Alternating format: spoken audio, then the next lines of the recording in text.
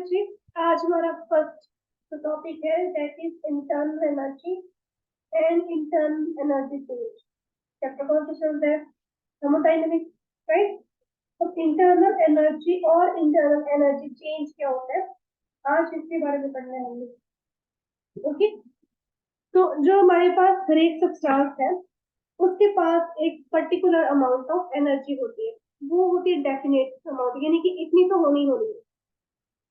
Definite amount of energy होती है हर एक सब्सटेंस के पास। अब ये जो डेफिनेट अमाउंट ऑफ एनर्जी है ये किसके ऊपर डिपेंड करती है? It depends upon something.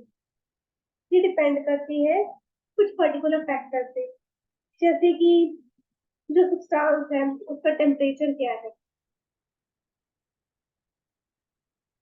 वो कितने प्रेशर में प्रेजेंट है, ठीक है, उसका केमिकल नेचर कहता है, रिएक्टिव है नहीं रिएक्टिव है ना, ऐसी चीजों के ऊपर डिपेंड करती है। तो वो डेफिनेट अमाउंट ऑफ एनर्जी जो हर एक सब्सटेंस पोजेस करे, जो कि ऐसी कुछ चीजों के ऊपर डिपेंड कर रही है, यानी कि अगर टेम्परेचर बढ़ेगा कम होगा उसके अकॉर्डिंग वो एनर्जी बढ़ कम रही है, उस एनर्जी को हम बोलते हैं इंटरनल एनर्जी। अब इंटरनल एनर्जी को हम एक और चीज कहते हैं दैट इज इंट्रिंसिक एनर्जी। क्या कहते हैं? Intrinsic energy. आज थोड़ा गला खराब है, थोड़ा सा मैनेज करना पड़ेगा। अब जो इंट्रिंसिक एनर्जी है इसका एक सिंबल है, सिंबल क्या है? You. You is the symbol of intrinsic energy, that means it is denoted by you. इसको ई के साथ भी डिनोट किया गया है, कुछ बुक्स में ई के साथ डिनोट करके, कुछ बुक्स में यू के साथ। मैं यू के साथ ही चलूंगी, ठीक है, मैंने खुद ने भी यू के साथ पढ़ा, मुझे याद ही हो रहता है। ओके, अब ये जो सिंबल यू है, इफ यू रिमेम्बर हम फिजिक्स में क्या करते थे, यू को क्या कहते थे? Sum of kinetic energy and potential energy. वो क्या था हमारे पास? टोटल मैकेनिकल एनर्जी आ जाती, ठीक है। इसमें भी वही है, ये मैकेनिकल एनर्जी नहीं है क्या? ये सब्सटेंस की इंट्रिंसिक एनर्जी है, इंटरनल एनर्जी। सब्सटेंस है, वो सब्सटेंस के अंदर क्या है बेटा? पार्टिकल्स है। मान लो मेरे पास क्या है? गिलास है पानी का, उस पानी के गिलास में क्या है? पार्टिकल्स है। अब इसका कितना टेम्परेचर है, कितना प्रेशर है, इस पानी का केमिकल नेचर कैसे है, उसके ऊपर क्या, मान लो टेम्परेचर ज्यादा है तो पार्टिकल्स क्या करेंगे? जब टेम्परेचर ज्यादा होता है पार्टिकल्स क्या है, इधर उधर रैंडमली मूव करना ज्यादा शुरू कर देते हैं, जिसके कारण काइनेटिक एनर्जी बढ़ने लग जाती है। अगर टेम्परेचर इतना कम है कि पानी जमने लगे तो वो पार्टिकल्स मूव तो करेंगे नहीं, वो स्थिर रहेंगे, एक अपनी डेजिग्नेशन पे रहेंगे, एक हाइट पे रहेंगे, तो उस वक्त उनके पास पोटेंशियल एनर्जी ज्यादा होगी, काइनेटिक एनर्जी कम होगी, ठीक है। तो जो हमारे पास इंट्रिंसिक एनर्जी आती है उससे भी जो है पार्टिकल्स की काइनेटिक एनर्जी और पोटेंशियल एनर्जी को हम देखते हैं, ठीक है। काइनेटिक एनर्जी तो मोशन के कारण होगी, इसमें जो है पार्टिकल्स की ट्रांसलेशनल एनर्जी को भी देखा जाता है, क्योंकि मोशन कैसा है, क्योंकि पेंडुलम की तरह मूव करे, बैक एंड फोर्थ मूव करे, या गोल गोल घूम रहे हैं, रोटेट तो नहीं कर रहे हैं, ठीक है। इसमें अगर रोटेट कर रहे हैं तो रोटेशनल एनर्जी आ जाएगी, ठीक है। अगर वो वाइब्रेट कर रही है तो वाइब्रेशनल एनर्जी आ जाएगी। काइनेटिक एनर्जी में क्या आ जाता है, उसकी जो डिफरेंट टाइप्स आ जाए, टाइप्स ऑफ मोशन के ऊपर जो एनर्जीज बनी है उसके बेसिस पे क्या है हमारे पास टाइप ऑफ काइनेटिक एनर्जी आ जाएगी। तो पोटेंशियल एनर्जी होती है वो क्यों बनती है इनके अंदर? जब उनके अंदर ढेर सारी इंट्रैक्शन हो रही है। पोटेंशियल एनर्जी में कौन कौन सी कैटेगरीज आ जाती हैं? मान लो इलेक्ट्रॉन्स में आपस में इंटरेक्शन होगी तो इलेक्ट्रॉनिक एनर्जी बन गई, न्यूक्लियर या न्यूक्लियर समथिंग कुछ हो रहा है इनके अंदर तो न्यूक्लियर एनर्जी बन रही है, जो कि बहुत कम बनती है, ठीक है। मॉलिक्यूल्स का आपस में कुछ चल रहा है, energy due to molecular interaction, ठीक है, तो वो मॉलिक्यूलर एनर्जी हो जाएगी। Got it? तो इंटरनल एनर्जी है क्या? Sum of all forms of energy stored in a substance. क्या है? इंटरनल एनर्जी पेन चेंज कर रहे हैं यहाँ पे। हाँ, सम ऑफ ऑल फॉर्म्स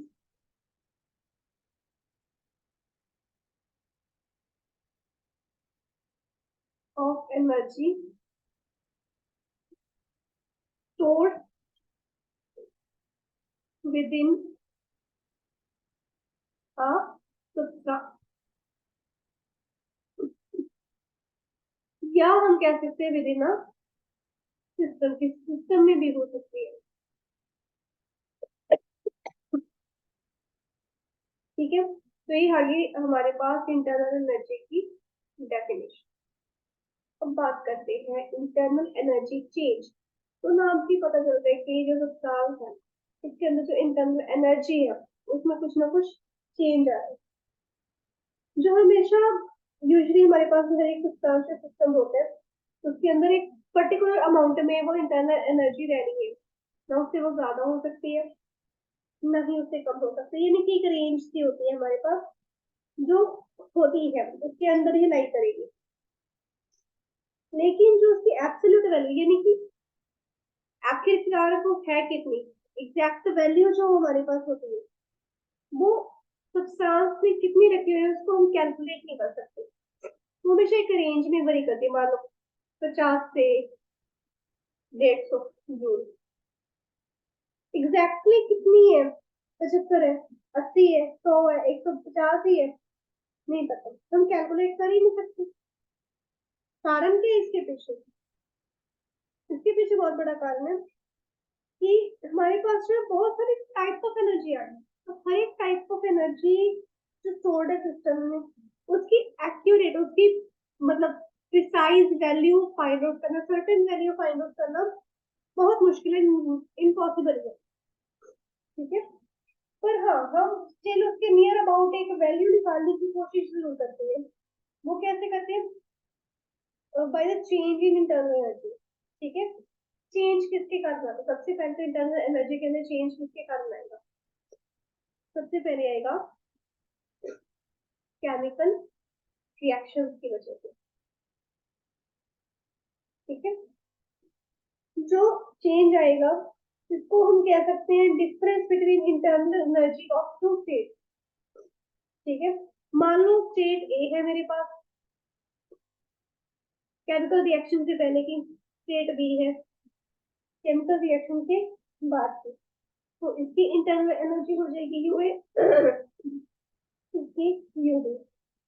तो जो दोनों स्टेट्स में मेरे पास डिफरेंस आ रहा है दैट इज डेल्टा यू। तो कितना आएगा? U B minus U A. ये जो डिफरेंस आ रहा है ये हमें क्या बता रहा है? चेंज ऑफ इंटरनल एनर्जी या इंटरनल एनर्जी चेंज। अब इससे क्या है, हमें फिक्स्ड वैल्यू लेके आ सकते हैं जो कि इसमें हमें नहीं मिली थी। ठीक है, अच्छा सॉरी, जब ये जो हमारे पास इंटरनल एनर्जी चेंज आए हैं ये किस तरीके से आया है? जो स्टेट ए है और स्टेट बी है, जैसे कि वही बात, स्टेट ए में पहले उसको जमाया गया फिर उसको पिघलाया गया फिर उसको अंदर एसिड डाल दिया फिर कुछ डाल दिया। इससे क्या है? इंडिपेंडेंट, यानी कि बाय द पाथ टेकन। इससे इसको कोई फर्क नहीं पड़ता, इससे फर्क पड़ता पहले इसकी स्टेट ये थी फिर ये है internal energy change. Usually chemical reactions में हम क्या है सिर्फ उनकी डिफरेंसेस जो होते हैं, जैसे मान लो केमिकल रिएक्शन प्रॉपर रिएक्शन देगी, ठीक है, उसमें हम क्या करेंगे? जो डिफरेंस लेंगे ना वो कैसे लेंगे? प्रोडक्ट का प्रोडक्ट बाद में आती है ना, पहले क्या होता है? रिएक्टर। ठीक है, इन दोनों को सब्ट्रैक्ट करके हमारे पास आएगा फोर केमिकल रिएक्शन जो इंटरनल एनर्जी चेंज होगी, तो यूपी माइनस यू आ देखते हैं। अब इसमें भी दो चीजें आती है। अगर ये जो डिफरेंस है मेरे पास नेगेटिव आती है, यानी कि जो इंटरनल एनर्जी है या इंटरनल एनर्जी ऑफ जो मेरे पास हम कहेंगे रिएक्टेंट की क्या, वो कम हो देन दैट ऑफ प्रोडक्ट, यानी कि ये किधर गया, रिएक्टेंट की इंटरनल एनर्जी, नहीं उल्टा बोल दिया मैंने, नो नो, अगर प्रोडक्ट की इंटरनल एनर्जी कम हो रिएक्टेंट की इंटरनल एनर्जी से, तब मेरे पास जो इंटरनल एनर्जी चेंज आएगा वो नेगेटिव आएगा। और पॉजिटिव कब आएगा, पॉजिटिव कब आएगा, जब यूपी यानी कि जो रिएक्ट प्रोडक्ट्स की इंटरनल एनर्जी है वो रिएक्टेंट से ज्यादा होगी, ऑब्वियसली इस डिफरेंस ही हमें देख के पता लग रहा है, तब हमारे पास एक पॉजिटिव होगी। ठीक है, थोड़ा कोल्ड के कारण दिमाग भी ज्यादा। तो जो इंटरनल एनर्जी है वो अपने आप में क्या है, अब बात आती है इंटरनल एनर्जी पे कि इंटरनल एनर्जी आखिरकार है क्या। इंटरनल एनर्जी अपने आप में क्या है बेटा, एक स्टेट फंक्शन है। स्टेट फंक्शन किया था पहले स्ट्रक्चर में, है ना, यानी कि इसका चेंज जो है ये सिर्फ और सिर्फ इसकी इनिशियल और फाइनल जो स्टेट है उसके ऊपर डिपेंड करेगा, पाथ से इंडिपेंडेंट है, ये बात हम पहले भी कर चुके हैं। तो यानी कि जो चेंज होगा इंटरनल एनर्जी का वो सेम होगा, इवन अगर जो चेंज है वो मैंने अलग अलग तरीके से, यानी कि मैंने इसमें बाद में ऐसे डाला, इसमें मैंने पहले डाल दिया दूसरे प्रोसेस में। ठीक है, पहले प्रोसेस में मैंने बिल्कुल एंड पे ऐसे डाला था, उसके अगले प्रोसेस में मैंने शुरुआत में डाल दिया ऐसे।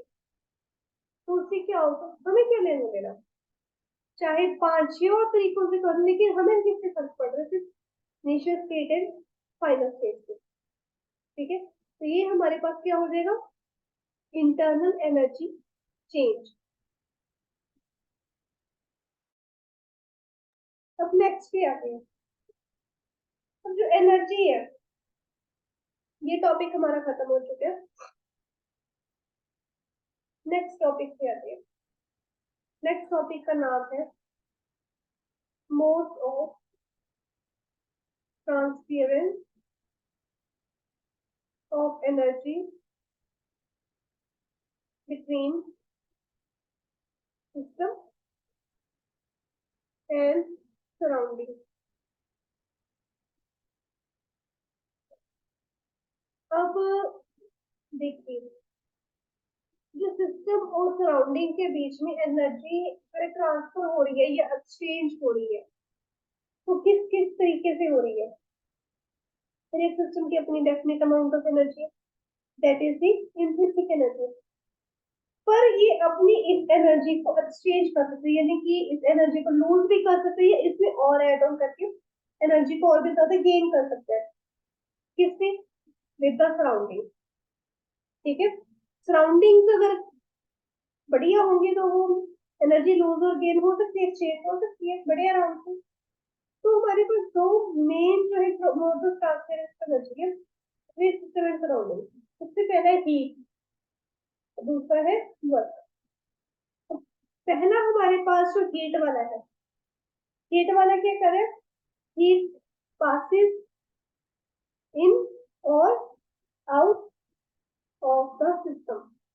जो हीट है या तो सिस्टम के अंदर आके सिस्टम को और भी ज्यादा गर्म कर देगी, या सिस्टम से बाहर निकल के उस सिस्टम को ठंडा कर। ठीक है, अब उससे देखो हीट अगर सिस्टम के अंदर आ गई, सिस्टम और भी ज्यादा गर्म हो गया, लिक्विड है उसमें पार्टिकल्स वो ज्यादा मूव करेंगे रैंडमली। ठीक है, और अगर वो ज्यादा रैंडमली मूव करेंगे तो उसकी काइनेटिक एनर्जी बढ़ने लग जाएगी और पोटेंशियल एनर्जी रिड्यूस होने लग जाएगी। अब डिपेंड करता है कि पार्टिकल्स किस तरीके से मूव कर रहे हैं, ट्रांसलेशन एनर्जी हो रही है कि वाइब्रेशन हो रही है। सेकंड है वर्क। वर्क का है क्या है, या तो वर्क हमारे पास सिस्टम के ऊपर हो रहा है या सिस्टम के द्वारा किया जाए, यानी कि सिस्टम कर रहा है। ठीक है, ये चीज ध्यान से देखो, सिस्टम के ऊपर वर्क अप्लाई या वर्क किया जा रहा है या सिस्टम खुद ही वर्क कर रहा है, इस चीज पे भी हमारा सारा जो सिस्टम है या मोड ऑफ ट्रांसफरेंस है ये डिपेंड करती है। ठीक है, तो सबसे पहले हम बात करते हैं अब हीट के बारे में। हीट को एच से नहीं हमें डिनोट करना, हमें इसको क्यू से डिनोट करना। तो एनर्जी है वो एक्सचेंज हो जाएगी between the system and surrounding, जैसे कि हीट, ठीक है, जो हीट एक्सचेंज हो जाएगी between the system and surrounding, अगर वो डिफरेंट टेम्परेचर पे है। मान लीजिए मेरे पास पानी है, पानी मेरे पास 15 डिग्री सेल्सियस टेम्परेचर पे है, लेकिन सराउंडिंग में भी मौसम भी ठंडा हो गया, आगे सर्दी आ रही, तो यहाँ पे भी 15 डिग्री सेल्सियस है, रूम में भी ये एसी चल रहा है, उसके कारण 17 डिग्री सेल्सियस टेम्परेचर आ गया। तो इससे क्या ही एक्सचेंज होगी हीट, ना तो ये गर्म ठंडा ना ये गर्म ठंडा, दोनों का सेम टेम्परेचर है, ठीक है। तो उस केस में हमारे पास हीट एक्सचेंज नहीं होगी। लेकिन अगर मेरे पास पानी है यहाँ पे 15 डिग्री सेल्सियस का, लेकिन यहाँ पे 25 डिग्री सेल्सियस टेम्परेचर है रूम का या सराउंडिंग का, तब हीट एक्सचेंज होगी, ठीक है। या हम कह दें सिस्टम का मेरे पास 25 है और सराउंडिंग का 15। अगर सिस्टम की हायर टेम्परेचर देन सराउंडिंग, तो एनर्जी है यानी कि हीट है वो लॉस्ट होगी टू द सराउंडिंग। हमारे पास जो हीट है हमेशा, सॉरी, हायर टू लोअर जाएगी, नहीं नहीं ये इधर जा रहा है ना, हायर टू लोअर, हाँ हायर टू लोअर जाएगी।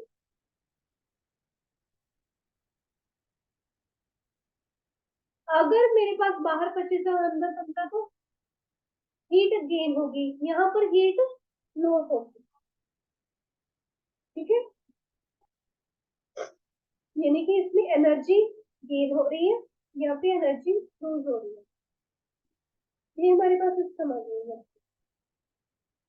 तो हम क्या कह सकते हैं, यहाँ पर क्या हो रहा है, इन दोनों कंडीशंस में मेरे पास क्या हो रहा है, फ्लो ऑफ हीट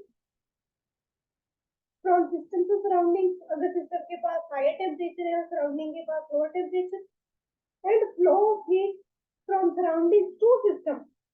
अगर सराउंडिंग्स के पास ज्यादा टेम्परेचर है और सिस्टम के पास कम, ठीक है।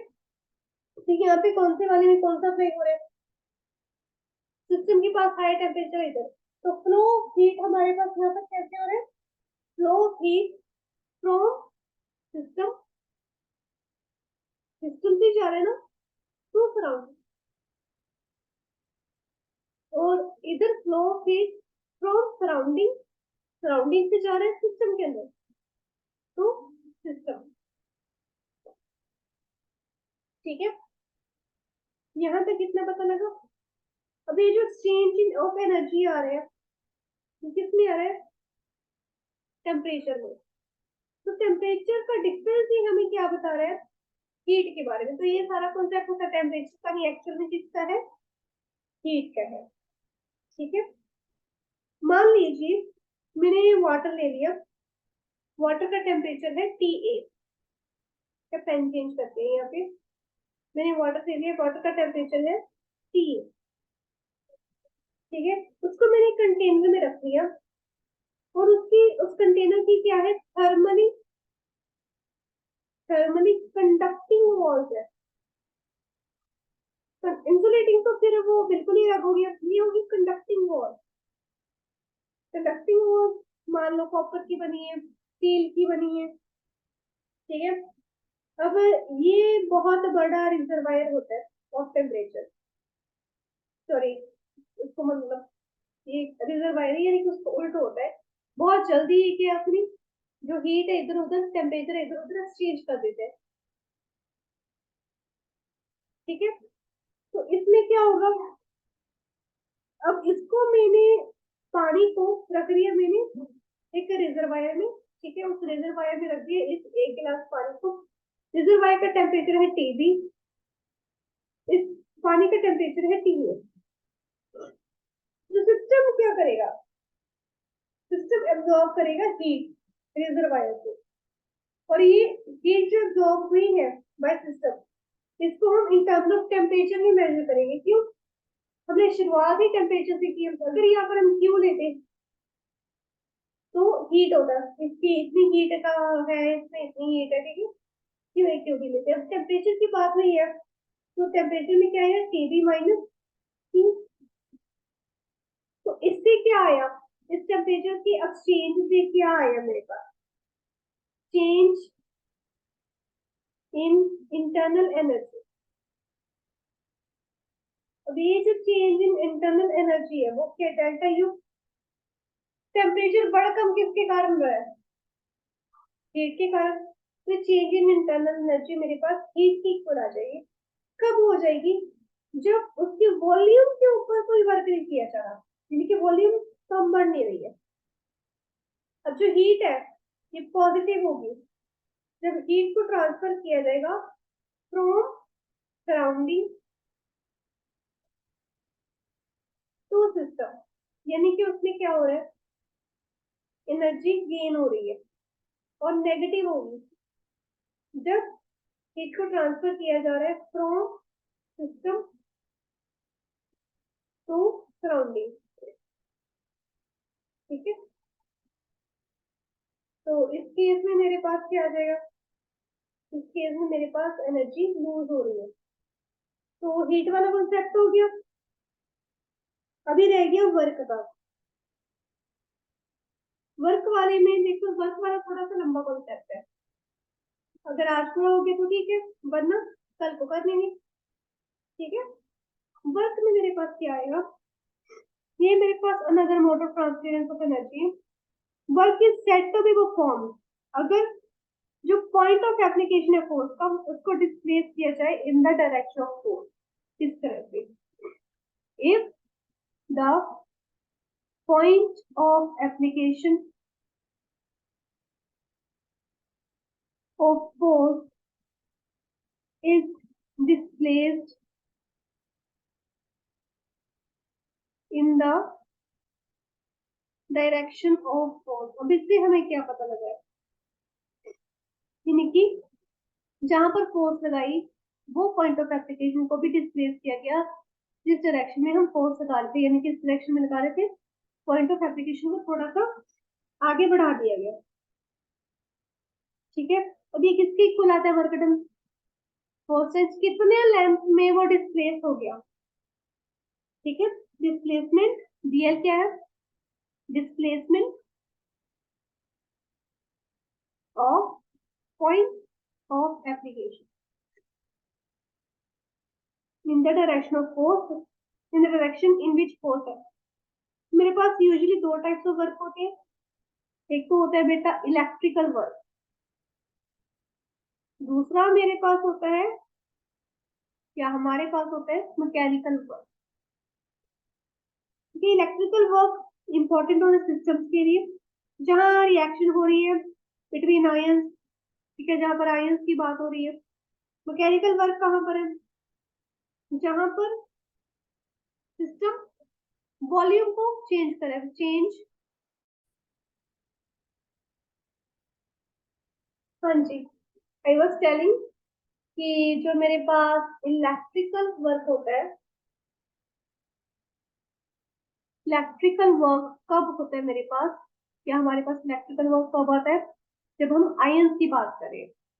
मैकेनिकल वर्क कब कंसिडर करते हैं, जब हम किसी सिस्टम की वॉल्यूम को चेंज करें, change the volume of system, उसके ऊपर वर्क किया जा रहा है। और ये वॉल्यूम जो है चेंज हो रही है कब, in the presence of external force. ठीक है, एक्सटर्नल प्रेशर। तो मैकेनिकल वर्क है फॉर गैसेस, ठीक है, इसको हम प्रेशर वॉल्यूम वर्क भी बोलते हैं, मैकेनिकल वर्क को प्रेशर वॉल्यूम वर्क भी बोला जाता है। मान लीजिए अब मेरे पास एक सिस्टम है, उस सिस्टम में मेरे पास क्या है, एडियाबैटिक, एडियाबैटिक प्रोसेस चलती है यहाँ पे। ठीक है, एडियाबैटिक प्रोसेस की आते हैं, नो हीट एंटर्स और लीव्स द सिस्टम, राइट। ठीक है, तो मैंने क्या एग्जामिन करना, changing internal energy by doing work. तो मैंने सिस्टम ले लिया, उसमें कुछ वाटर ले लिया, वो इंसुलेटेड है कम्प्लीटली, यानी कि एक थर्मस फ्लास्क में ले लिया। ठीक है, ये इंसुलेटेड बेग का भी ले लिया। अब गेट ऑफ स्टेज हो नहीं सकती बिटवीन सिस्टम एंड सराउंडिंग, उसकी बाउंड्री से तो बिल्कुल ही नहीं हो सकती। तो एडियाबैटिक सिस्टम आ गया। तो जो स्टेट ऑफ अ सिस्टम जिसमें जो है हीट एक्सचेंज नहीं हो सकती वो क्या होगी, एडियाबैटिक प्रोसेस। ठीक है, तो इस सिस्टम में एक बाउंड्री वॉल है जो सिस्टम को सेपरेट कर रही है विद द सराउंडिंग। इस वॉल को हम बोलेंगे एडियाबैटिक वॉल। अब इसके अंदर हमने चेंज लेके आ रहे हैं इन द इंटरनल एनर्जी। तो हमारे पास ये दो तरीके हैं इसके लिए। मान लीजिए मैं कुछ मैकेनिकल वर्क कर दूं, मैकेनिकल वर्क मान लो 1 किलो का मैकेनिकल वर्क कर दिया और इसको रोटेट कर दिया set of small petals and there by, मतलब कि उसको देर से रोटेट कर दिया जिससे पूरा का पूरा पानी हीट हो चुका है, इसके अंदर सुनामी आ सकती है। इससे क्या होगा, मैकेनिकल एनर्जी जो प्रोड्यूस होगी with the help of rotating petal वो किसमें कन्वर्ट हो जाएगी, हीट एनर्जी में। इसलिए मैकेनिकल एनर्जी हीट एनर्जी में कन्वर्ट होगी। ठीक है, by friction between pedals and water. ये जो हीट एनर्जी है इससे क्या होगा, राइज इन टेम्परेचर होगा ऑब्वियसली। पानी, अब देखो लिक्विड में अगर हम टेम्परेचर बढ़ा देते हैं तो मॉलिक्यूल तेज से चलने लगते हैं। अगर मॉलिक्यूल को तेज तेज दौड़ाया जाए, मॉलिक्यूल्स रैंडम में बहुत ज्यादा मूव करने लग जाए, उससे भी टेम्परेचर बढ़ जाता है। तो पहले इसका टेम्परेचर था टीए, जब राइज हो गया तब कितना आ गया टीबी। ये जो टीबी बढ़ के आया है टीए से, तो इंटरनल एनर्जी क्या होगी इसमें सिस्टम की, इंटरनल एनर्जी में भी चेंज आ गया। पहले इंटरनल एनर्जी थी यू है, अब कितनी आ गई राइजिंग टेम्परेचर के कारण यू भी। तो मैंने तो बाहर से तो हीट ली नहीं, मैंने तो इसको घुमाया है, इसके ऊपर मैकेनिकल वर्क किया, उसके कारण क्या हो गया, इसकी जो स्टेट ऑफ सिस्टम है वो चेंज हो गई। ठीक है, सेकेंड वे क्या, equal amount of electrical work कर रही है, मतलब कि बिजली एक इसके अंदर इमर्जन रॉड लगा दी। ठीक है, और उससे क्या है, बिजली पास करवा दी। जब पानी की तरफ बिजली पास करवाते तब भी उसका टेम्परेचर राइज हो जाता है। जब ऐसे होगा अगेन मेरे पास बढ़ जाएगा टीबी माइनस टी आ जाएगा। और जूल ने ये एक्सपेरिमेंट किए हुए हैं, उससे बताया relation between mechanical work and heat produce. कुछ के अपन एक्सपेरिमेंट से हम कह सकते हैं कि हाँ, जब इलेक्ट्रिसिटी को पास करवाया जाता है तो हीट बढ़ जाती है, यानी कि टेम्परेचर बढ़ जाता है। तो एक्सटर्नल हमने कोई एनर्जी नहीं ली है, हीट बाहर से नहीं ली है, हमने से हीट को नहीं भगाया, लेकिन स्टिल जो है मेरे पास चेंज आ गया। और वो चेंज क्या आया, यहाँ पे यू फाइनल आ जाएगा माइनस यू इनिशियल आ जाएगा। क्या आ जाएगा, work done on adiabatic process. ठीक है,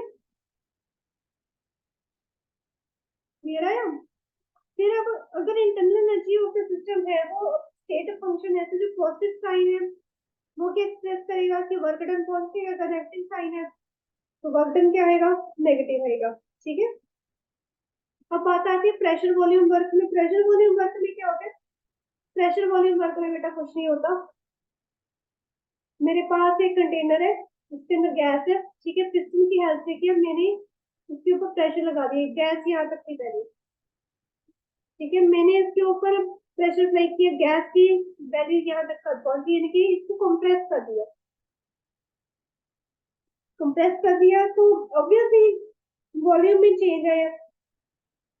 ठीक है, चेंज कैसे आया, पहले तो लेंथ इतनी में थी, एरिया इतना था, अब लेंथ कम हो गई है, एरिया तो बढ़ी है चलो।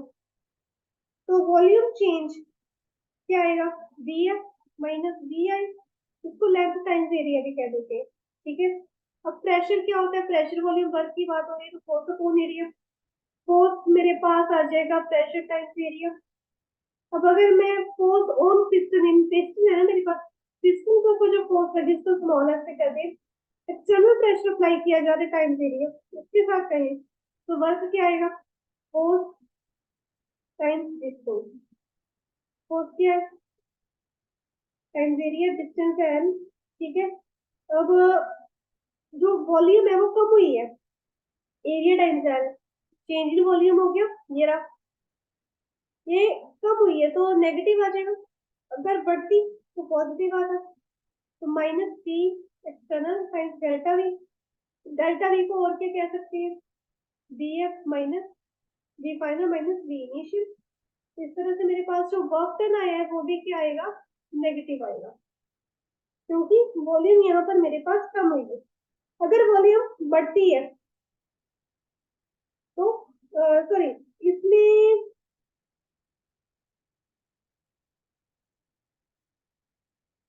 ठीक है, अगर गैस एक्सपैंड हो यानी कि गैस एक्सपैंड हो यानी कि फाइनल वॉल्यूम जो बढ़ के आ जाए इनिशियल से, तो हम कहेंगे जो वर्क है वो नेगेटिव है।